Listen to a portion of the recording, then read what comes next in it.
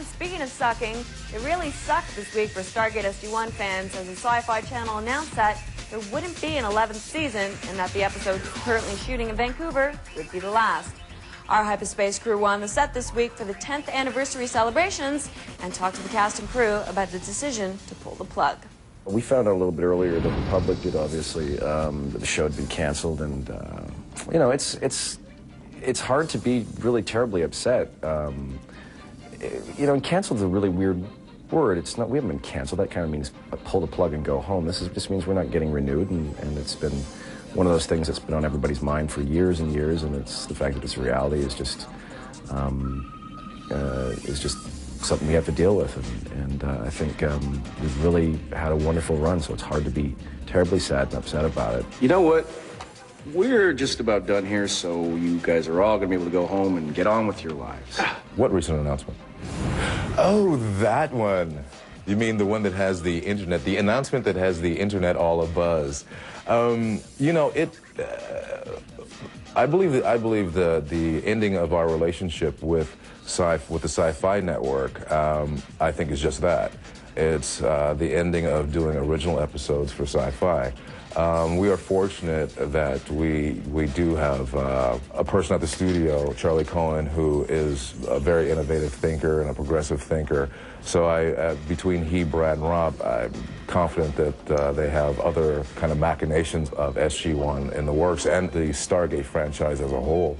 So, I mean, just because our relationship has ended with Sci-Fi, I don't know if that's necessarily the end for SG1, and I know it's not the end of the Stargate franchise.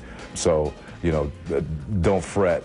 You may be forced to watch us for more years to come. Christopher, take one.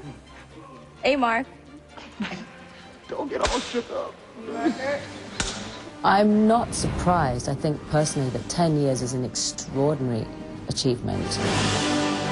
I don't know how the writers, apart from bringing in new characters, I don't know how you can continue to tell new stories in the same environment with the same people. Hey, Margaret. People's lives don't change unless you go through a massive sea change. So I think as a show it would have had to have undergone some kind of major change eventually, and maybe it was occurring with me and Ben and Bo arriving on the show. And it always comes down to economics, and I understand. I've been down that road before. I was on another little show called Farscape, and it you know, 90% business and 10% show.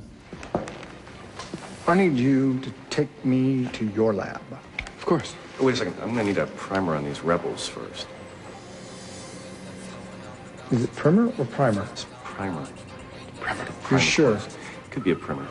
It's not like direct. Cicero, I don't need a primer. The immediate thing is when a show is canceled is the disappointment. The fact that you're not going to be seeing these people you've enjoyed being with for all those years. You're not going to see them on a daily basis. And you have to go out and look for work.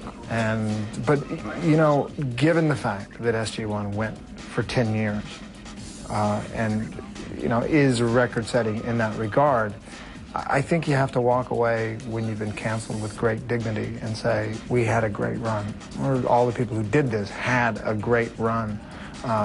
So with class, dignity, and grace, you take your bow. All good things come to an end. And this is one of them. All right, let's try that again. And he says, sit down. Sit down. None of you, you're not going to die today, all right? Just let us go. Please, we just want to go. All right, you're going to go. All right, enough. All right, shut up, or I start laughing, people. Who wants some? You want some, sister? I want you, huh? He's really going to do that now, okay? He's really going to get in your face and be aggressive like that. Good. Now shut up, the lot of you. Good. And now back to Chris, back onto the crowd. What? I've directed about 60 episodes or so. I think it's maybe even slightly more than that. I kind of lost track. But I've learned so much about directing and visual effects and diplomacy and writing and producing that I really do feel blessed. I feel like I've been paid to learn. And some of the people that have been on this show since the beginning, even more than me, they have this decade of memories and friendships that they've made. I mean, I'm pretty sure that all the people I hang out on the weekends are also the people I hang out with the weekdays, which is strange because I don't really have a life outside Stargate. So now that it's coming to a close, I don't know what I'm going to do with myself.